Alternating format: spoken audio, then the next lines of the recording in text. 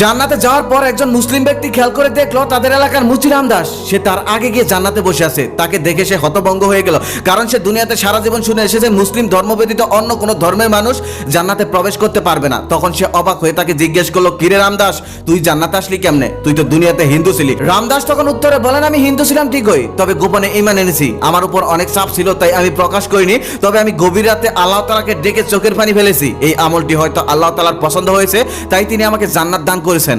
জাহান্নামে প্রবেশ করার পর এক ব্যক্তি কিছুদূর যাওয়ার পর দেখলো দুনিয়ায় থাকা এক বিশাল হুজুর সে জাহান্নামের আগুনে পুড়ছে। লোকটি তখন অবাক হয়ে জিজ্ঞেস করলো, হুজুর আপনি জাহান্নামে কেন? আপনি দুনিয়া থাকতে আমাদেরকে পরামর্শ দিতেন আর সেই অনুযায়ী আমরা কাজ করতাম, আর আজকে আপনি জাহান্নামের আগুনে পুড়ছেন কেন? হুজুর তখন উত্তরে বলেন, আমি সবাইকে উপদেশ দিতাম ঠিকই, তবে আমি অনেক আমল করতাম না। আমি দুনিয়ায় থাকা অত্যাচারী শাসকদের সাথে হাত মিলিয়ে ইসলামের 12টা বাজিয়েছিলাম। অত্যাচারী শাসকদের দালালি করে তাদের ক্ষমতায় বসিয়েছিলাম, এই জন্যই হয়তো আজকে আমার এই অবস্থা। তারপর লোকটা আরো একটু সামনে গিয়ে দেখলেন দুনিয়ায় থাকা অনেক বড় একটি সেলিব্রিটি সে জাহান্নামের আগুনে জ্বলছে। তখন সেই লোকটা অবাক হয়ে তাকে জিজ্ঞেস করলো, আপনি জাহান্নামী কেন? আপনি তো দুনিয়াতে অনেক বড় সেলিব্রিটি ছিলেন, আপনার পোস্টে লাখ লাখ লাইক পড়তো, আপনার মিলিয়ন মিলিয়ন ফলোয়ার ছিল, আপনার পোস্টগুলো খুবই শিক্ষণীয় ছিল, মানুষের কাজে লাগতো, তাহলে আপনি জাহান্নামের আগুনে পুড়ছেন কেন? সেলিব্রিটি তখন উত্তরে বলেন, আমি সুন্দর সুন্দর পোস্ট করতাম, তবে নিজে আমল করতাম না। আমি পোস্ট করতাম শুধু দুনিয়াতে সেলিব্রিটি হওয়ার জন্য।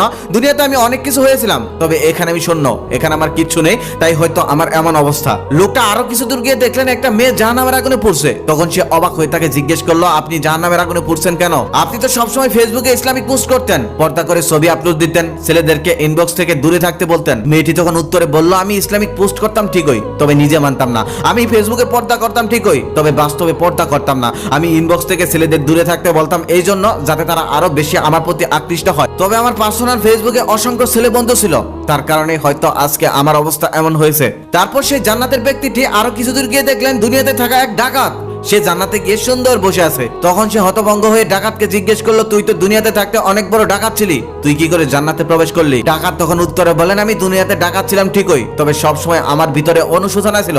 আমি সবসময় ভাবতাম পৃথিবীর সব থেকে খারাপ মানুষ আমি সবসময় আল্লাহকে ভয় করতাম। মৃত্যুর আগে আমি আল্লাহর কাছে তওবা করেছিলাম, যা আমার আল্লাহর আমি ছাড়া আর কেউ জানে না, তাই হয়তো সে আমাকে জান্নাত দান করেছেন। আবার জাহান্নামে প্রবেশ করা সেই ব্যক্তিটি দেখলেন দুনিয়ায় থাকা এক ইমানদার সে জাহান্নামের আগুনে দাউ দাউ করে পুড়ছে। তখন সে তাকে জিজ্ঞেস করলো, আপনি তো দুনিয়াতে ইমানদার ছিলেন, তাহলে আপনি কেন জাহান্নামের আগুনে পুড়ছেন? লোকটি তখন উত্তরে বলেন, আমি দুনিয়াতে ইমানদার ছিলাম ঠিকই, নামাজ কালাম সবকিছুই করতাম, তবে মৃত্যুর আগে আমি একটা খারাপ কাজে জড়িয়ে পড়ি। ঠিক সেই মুহূর্তে আমার মৃত্যু হয়, যার কারণে মহান আল্লাহ তাআলা আমাকে জাহান্নাম দিয়েছেন।